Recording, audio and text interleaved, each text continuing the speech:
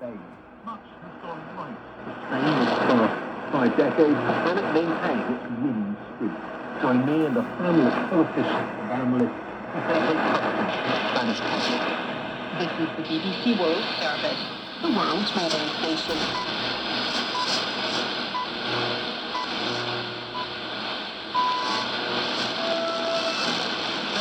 Welcome to the UK on BBC World Service with Victoria Wahunda and Oaks.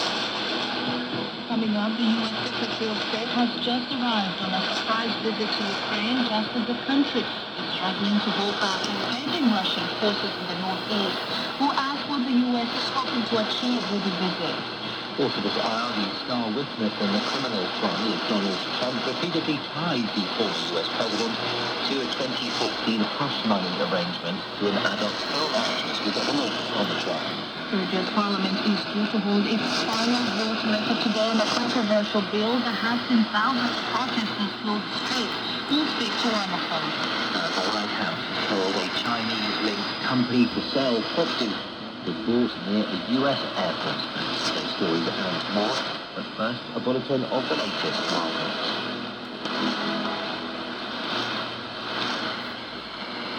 Hello, I'm Neil Nunes with the BBC News.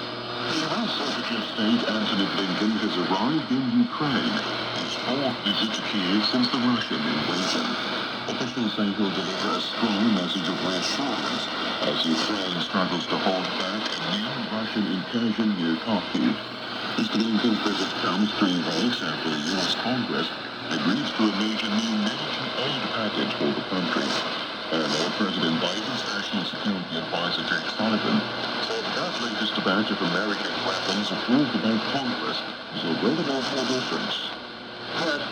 Sending the watch of the fact now 2-3 weeks ago, the president signed out $1 billion package. Some of that equipment is already on the battlefield. On Friday, he signed out another package. Some of that equipment will get onto the battlefield this week. What we will see is a steady flow, week by week. Anti-obesity medications such as Ozempic and Wegovy have been found to cut the risk of heart attacks and strokes, regardless of how much weight people lose. Researchers in treatment attempt at cholesterol-lowering statins. Titi Uzumbo reports. This research was carried out by a team at University College London. And it data from a landmark study on their weight manufacture into the weight loss drug semaglutide, which is sold as Wegovy and Ozempic. More than 17,500 people from 41 different countries were involved. Half the participants were given semaglutide, the rest a placebo. The researchers found the medication reduced the risk of heart attack, stroke, or heart failure, even if the patient lost no weight. The government of the French-Pacific territory of New Caledonia has appealed for reason and calm after riots sparked by proposed voting reforms. The nighttime curfew and a ban on public gatherings were announced after protesters clashed with police. From Sydney, Phil Masser. Cars have been set on fire and several police officers injured. On rocks and stones in disturbances in New Caledonia. The unrest was ignited by opposition to proposed changes to the territory's constitution by authorities in France, which could strengthen voting rights for anti-independence supporters. For years, there have been tensions between New Caledonia's indigenous Kanak population and Europeans. Referendums on independence have failed to resolve the issue of self-determination. Brazil's President Lula has said the authorities are prepared for the catastrophic floods that have ravaged the southern state of Rio Grande do Sul. The state's governor has warned people not to return to their homes as water levels rise again and more rain is forecast. Officials in Indonesia's West Sumatra province say more than 50 people have now been killed by flash floods and a cold lava flow from an active volcano. They say at least 17 other people are missing and dozens are injured. More than 3,000 people have been evacuated. Some roads have been cut off and airplanes with that toll may rise. A whistleblower who helped expose allegations of Israeli war crimes in Afghanistan has been jailed for nearly 6 years.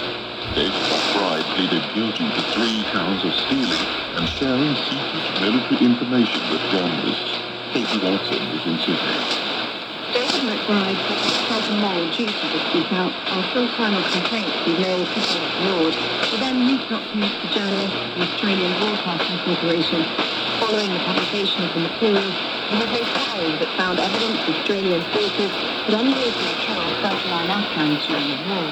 Australian police raided the national broadcaster to seize the material. The news that sparked controversy over media freedom in the country. The sentence handed down to Mr. McBride on Tuesday was the maximum allowed by the court. David McBride is expected to appeal against the sentence.